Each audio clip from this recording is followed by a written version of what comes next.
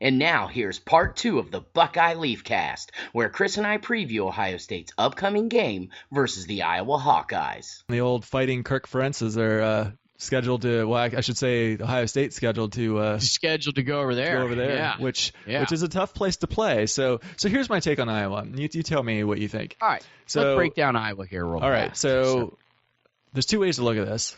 One, Penn State goes to Iowa, and they need literally a last-second play to get out of there, right?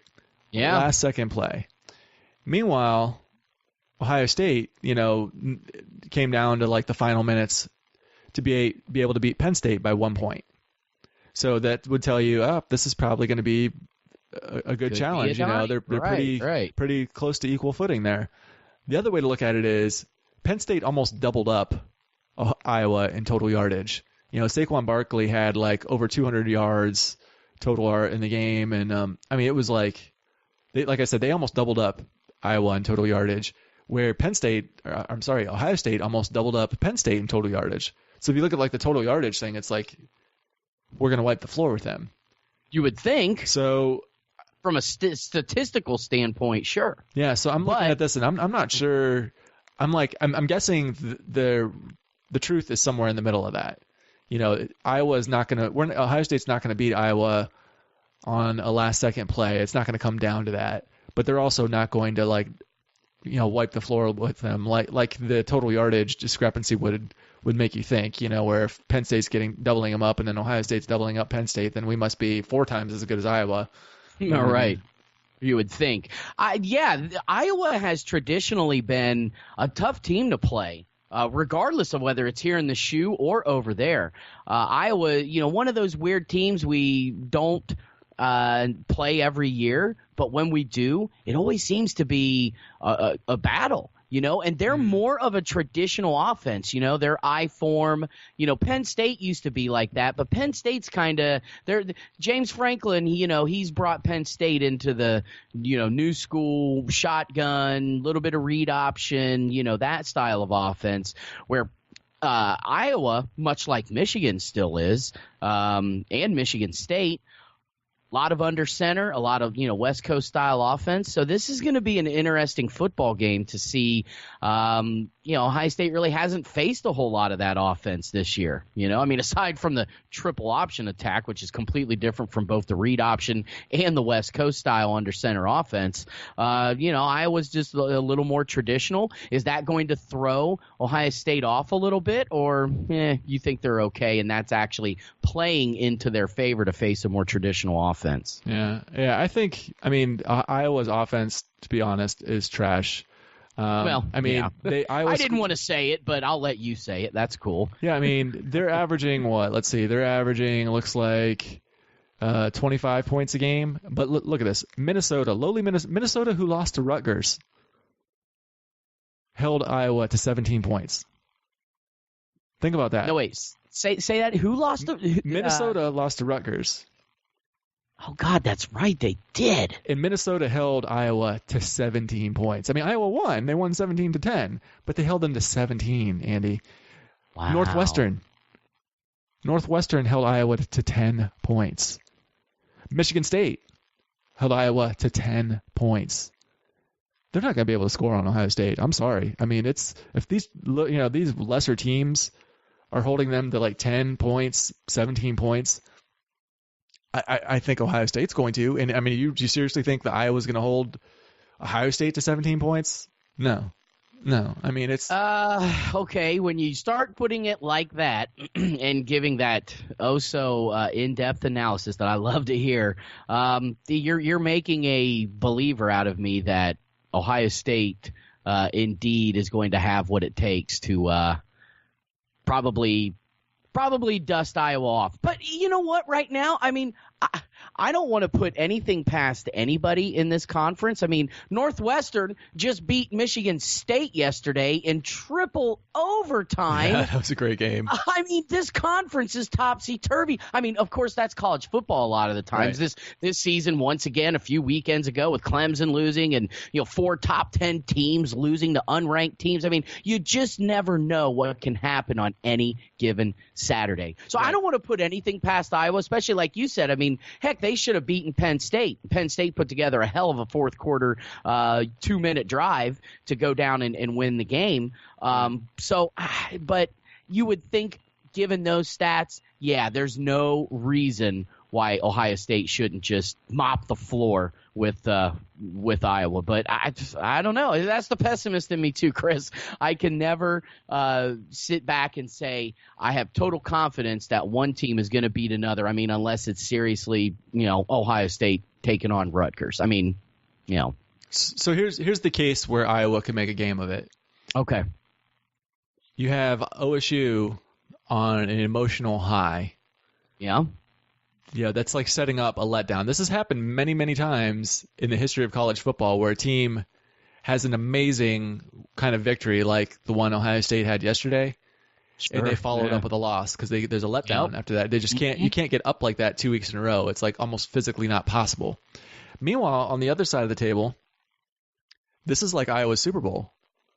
This is their chance to play the big dogs in the Big Ten. I mean, Penn State's recent success aside, I mean, Ohio State is the flagship. When everybody talks about the Big Ten, especially you get outside of the Big Ten, when you're outside the Big Ten looking in, everybody's like, "How's the Big Ten this year? What's Ohio State doing?" That's pretty much. Yeah. No, that's I mean, that's that's pretty what much it is. You're right. It's the flagship. And we get everyone's best shot, and we're going to get Iowa's best shot. They're going to come in. They've circled this one. They're like, hey, this is our chance to play against elite competition. This is our chance to show, show mom and dad, show my girlfriend, show the NFL scouts what I can do versus guys that are going to be playing in the NFL. Because basically, let's be honest, if you're on the field for Ohio State, you're at least going to get an invite to a camp in the NFL and more than likely drafted. So, sure.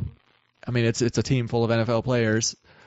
So they're going to get their best shot, and Iowa is just not going to get Ohio State's best shot. They're just not. You're going to get Iowa's best shot, and you're not going to get Ohio State's best shot. So that's the case for where Iowa could maybe come out and catch them with a little bit of a hangover. And I still think that Ohio State would win. It would just be a little closer than we might think. If there's no hangover, if Ohio State comes out and is playing like they played yesterday, I mean, it's curtains. I mean, they're going to bury Iowa. I mean, bury them. Well, this is an Iowa scoring offense who's bottom half of the Big Ten at 25 points a game. Their scoring defense, however, they're the third best scoring defense right now in the conference, Chris, at only allowing 17 points a game. But their offense, not very good. Their overall defense is about middle of the pack. They're allowing 368 yards a game. But that's a great point. Could they catch the Buckeyes on a hangover? And, like we just said, Iowa's one of those teams that traditionally plays Ohio State pretty tough. So I could see that happening. Do I see it happening? For sure, no. But can it happen? Once again, absolutely. But think about this. Iowa State lost to Iowa. I mean, Iowa State, you're talking about a team that beat TCU. Iowa State's on a roll right now. They beat Oklahoma. They beat TCU. Yeah. I mean, that's a big win. That Iowa's win over Iowa's it was at the Cyclones. At Iowa State. Yeah. And that's a rivalry game too. So it's not like they came in and Iowa State, they didn't get Iowa State's best effort. No, I mean, Iowa State came into that, they're going for blood. I mean, it's I know Iowa fans, and it's approaching the level of Ohio State, Michigan hatred there. I mean, it's the Cy-Hawk Trophy, baby. That's big stuff over there. Yeah, I mean, that's bigger than anybody that Iowa plays within the Big Ten. They fought for what was the pig, Floyd of Rosedale, I think. The Floyd of Rosedale with, I believe, Minnesota. Yeah, that's not. They like to win Floyd of Rosedale and bring home the pig, but it's nothing compared to playing the Cyclones. So, right. And they won that versus a really good Iowa State team. They held Penn State to 21 points, should have won it. Held Michigan State to 17 points. I know it's not the Michigan State of a few years ago, but it's still a pretty decent Big Ten football program. So, we'll see that, but I'm thinking it's going to get ugly. I'm going to say, if Minnesota can hold them to 17, if Northwestern can hold them to 10, Ohio State can hold Iowa to 13. So I'm going to say Iowa 13. And I'm going to say because their defense is pretty stout, Ohio State cannot break the 40-point barrier, but they're going to get 35. So we're going to go 35-13.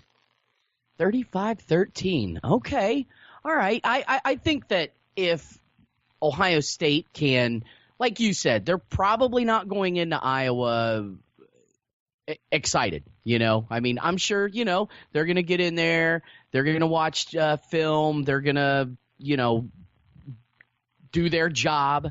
And they're going to go in prepared in that regard. But are they going to go in fired up, I'm sure, and as amped as they were, against Penn State? No. But I think that obviously, Ohio State is obviously talented enough to go in, do their job, and come out with a win. But I think I'm kind of with you on this whole hangover thing, and I think Ohio State's going to be a little bit hungover from this Penn State game. So I think the Buckeyes, they come out, they do their job, they play well. But yeah, I think getting Iowa's best shot, because like you said, it's their Rose Bowl. It's probably going to be, about I'd say anywhere between a 2-touchdown and, 17, maybe 18-point game. You said 35-13. I'm going to go, I think Iowa comes out and scores, 10 points. You said 13. 13 sounds like a really good number for Iowa for some reason, but I don't want to say that because you just said you could go 14. I could, you know what? Or how I'm about... going to go. I'm gonna get even crazier than that. I'm gonna go 16. 16. All right. Yeah, a touchdown and 3 field goals. And I feel, and you said 35, and that feels about right to me, but I'm gonna pull that back a little bit. I'm gonna say Ohio State 31, Iowa 16. All right. Yeah, I can see that. Buckeyes go out. They, once again, a little hungover. Might see a little bit of a lag. You're going to hear those boo birds for JT's head. He stinks, because he's probably going to come out and, they're going to go 3 and out a couple of series, and people are going to be like, what the hell's going on? Where's the JT we saw from the, Penn State game and in the fourth quarter? And, he sucks, and bring in Tate Martell, and I want to see Dwayne Haskins. That's going to happen, and you know what, folks? These kids, they're kids still, I mean, yeah, they might be 22, 23, some of them years old, but some of them are, 19, 20 years old. They're not even legal to go in and grab a beer at a bar, for Pete's sake. They're still kids. They're still learning. They're still growing, and once again, they might just be hungover, not because they were at the bar if they're of age to drink alcohol, but just from the Penn State game. 4 touchdowns and a field goal, give Iowa, a touchdown, 3 field goals, or maybe 2 touchdowns with 2 2-point conversions to get 16. So, yeah, we'll find out. But I'm going to keep it a little bit close, 31-16 final score. You say 35-13. I like it. I'll take it. Fair enough. Well, sir, this has been another edition of the Buckeye Leafcast. I want to thank you for coming along, as you always do, giving that great insight, going off on a couple of rants, and it would not be complete if you did not rant and rave a little bit about something, and giving that great in-depth analysis that you always do. So before we get out of here, though, tell the folks out there some cool things going on with the Choice Conversations, which I do want to say on a personal note, signed up for your ebook, read some of the emails that are now being sent to me. And folks, if you don't get on board with Chris Stefanick and some of his life-changing things that he has to say and share with you, get on board, because it's pretty cool stuff, for real, man. This has been, I've been enjoying these emails I've been getting, man. It's good stuff. Oh, that means a lot to me, Andy. Thank you. Sure. So if you're listening to this, you're obviously a fan of podcasts. So I do have another podcast, Choice Conversations. It's a personal development podcast where I can help you to improve your life, and being more financially successful, having better relationships, just finding your happiness, finding your purpose in life, that sort of thing. So really all areas of your life. choiceconversations.com. Come on over and check it out. I'd love to have you as a listener. There it is, folks. Check him out. Chris Stefanick, Choice Conversations. Hit him up on Twitter at Choice Convo. The intergalactic Buckeye fan, always willing to give his time and mental acuity and effort and all that good stuff to sit down and help you improve in areas of your life that you may need it. So good stuff as always, sir. And of course, the Buckeye Leafcast also brought to you by Christie's Cleaning Services, LLC. It's not clean until it's Christie clean. Be sure to visit her Facebook page at Christie's Cleaning Services, LLC, and the fine folks at Columbus Wired for your fill of Central Ohio sports and more and beyond. Check us out at columbuswired.net. So there you are, Mr. Stefanick. Great win, unbelievable. One of the greatest comebacks I've ever seen in Ohio State history, aside from the Michigan game last year. But this was truly a treat to watch that game go down the way that it did. And, the Buckeyes are now in the driver's seat, and this is good stuff. It should be a fun final 4 games of the regular season to sit down and chat and listen to you expound upon and give us your great knowledge of, like you always do. Yeah. I mean, the hard part's over now. I mean, the schedule is easier from here until the playoffs. So we just need to keep bringing it each week, hopefully shore up some of these mistakes, and maybe we can have another magical run. We'll see. Let's cross our fingers and knock on wood while we say some stuff really. like that. You know what I mean? All righty, sir. Hey, sleep like we always do. OH, go Bucks! Columbus town. To the stage to hear the band, by far the finest in the land. I want to go back to Ohio State, to old Columbus town. I want to go back, I gotta go back to Ohio.